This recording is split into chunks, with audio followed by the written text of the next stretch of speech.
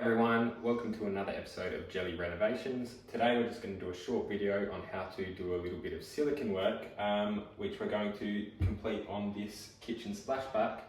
I tiled this a couple of weeks ago, so the grouts had plenty of time to dry, and since then I've just done a quick wipe over it with water.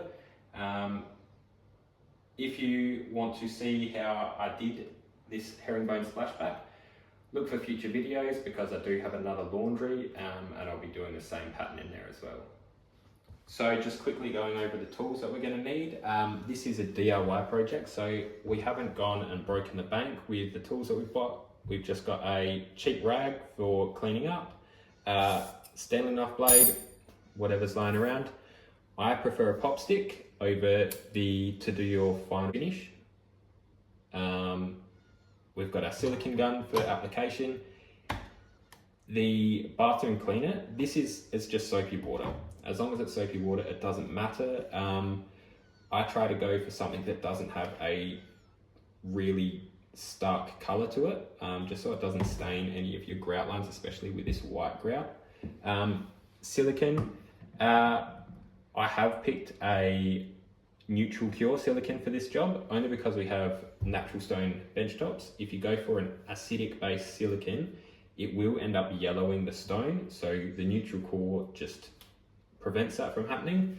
And in this case, I've just got my wife's nail polish remover, just to do a cleanup before we do any application. Really, it just needs to be a alcohol based liquid, just so that it dries really quickly and just leaves the area nice and dry. So we'll get started. So for preparation, all I've done is I've wiped over the surface with a damp cloth, waited for it to dry naturally, and now I'm just going to use this nail polish remover. Going to apply it to a dry rag, and then I'm just going to wipe all the corners where I will be applying the silicone. And you'll see when you wipe it with the rag, you can actually see it drying behind you as you're running along, and that's really what we want. We don't want to leave any kind of residue behind because that's going to prevent the silicone from adhering to the surfaces.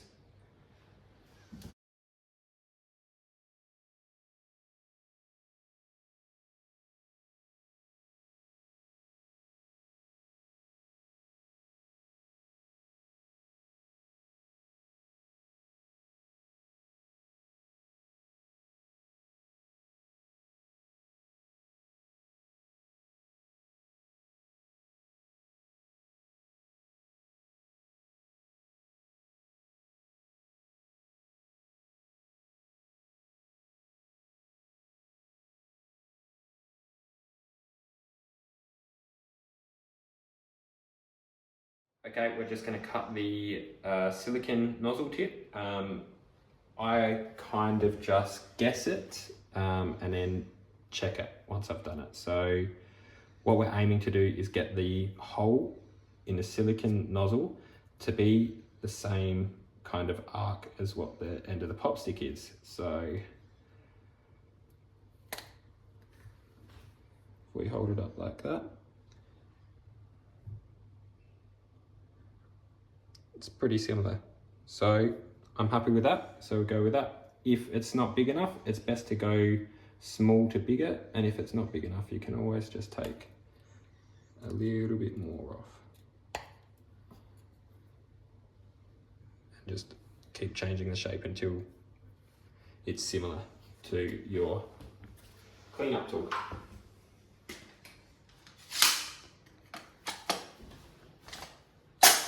So when we're doing the application, we want to start at the bottom and work our way up. The reason being is the silicone will dry and it will end up skinning over the top of it. Me being right-handed, I'm going to work my way this way, trailing the gun behind me. So I'm going to start up here and I'm going to work my way back to that corner and then right the way along and then back out again. Once I finish that, I'll come back over and I'm going to come up about 100 mil from the bottom here and do the same again in this corner. I will then spray it, my soapy water over the top of it, and have them come up 100 mil in the corners, I will be able to ensure that I don't spray any soapy water higher than that silicone. Because if you get any of that soap up where you haven't applied silicone, your silicone just isn't going to stick to it, and you're going to have to spend time cleaning that soap away and essentially starting from the beginning. So just be careful where you do spray this. Yeah, so we'll get started.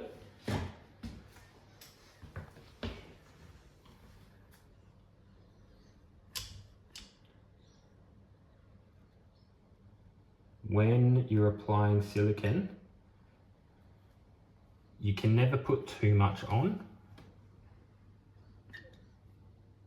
but if you don't put enough on and you spray your soap on there, you're not going to be able to apply any more until that silicone has dried, and then you're going to end up having weird joins.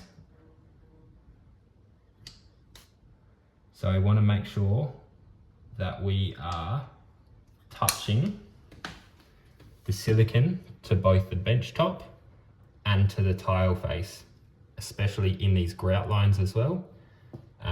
If we don't have that contact, I'll just do a quick demo here where you can see there, it clearly hasn't made contact there. That's fine. We can just come along and fill it in. As long as we haven't sprayed the soap on there, we can always apply more.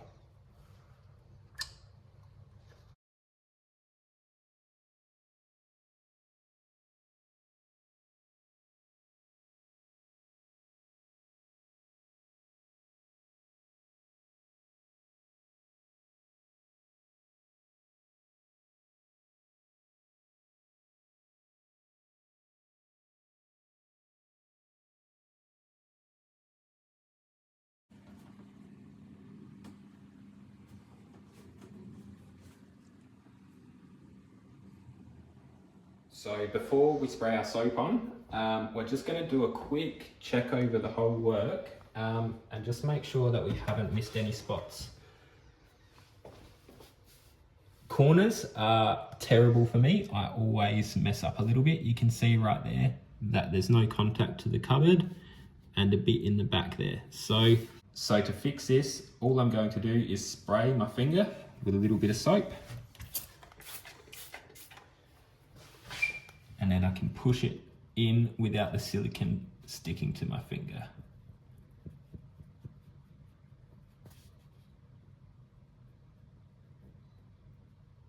And you can do this anywhere you need to.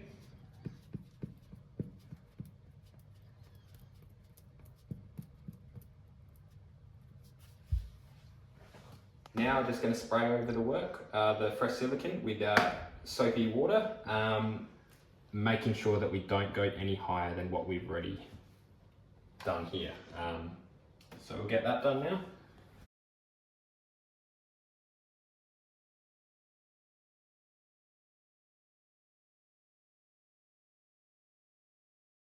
Now we've applied the soapy water, we can scrape off the excess silicone. So as I said before, you can never put too much on, and I'll show you now how it looks all lumpy and blotchy, and just with a pop stick we can make it look nice and smooth. So starting in the corners, I prefer to, because the bench top is a nice smooth surface, but your tiles, they have ripples in them and grout lines, I prefer to run down off of the tile and follow that. So I'm holding the pop stick hard up against the tile as I'm pulling it across, okay? With the pattern that we've laid being herringbone, the grout lines are not going to be horizontal, they're coming down at an angle. If they did come down vertical, you would find that your pop stick would actually drop into that, which will leave a weird lump in your silicone. You can fix that up later on, which I'll show you if that happens.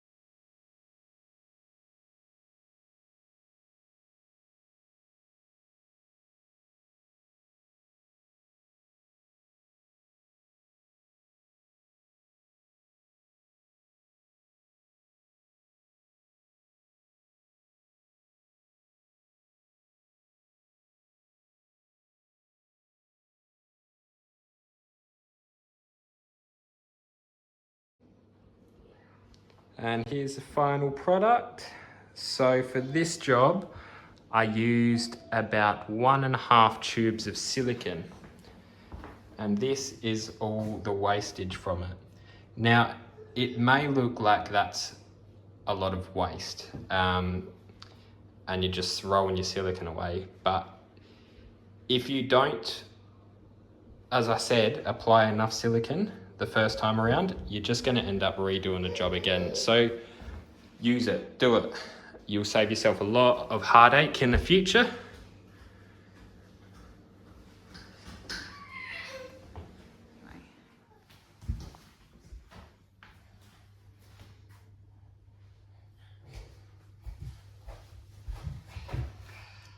You're creating crazy shadow.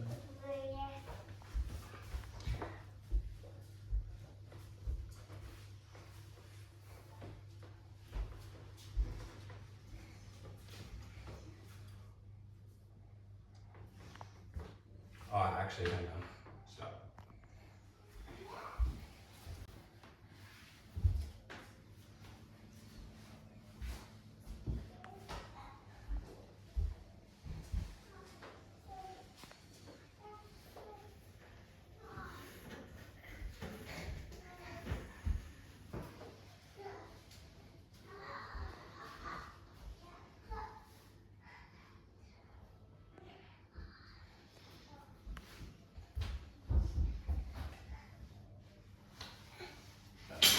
Oh, here. Is that nicer? No, too many shadows. Well,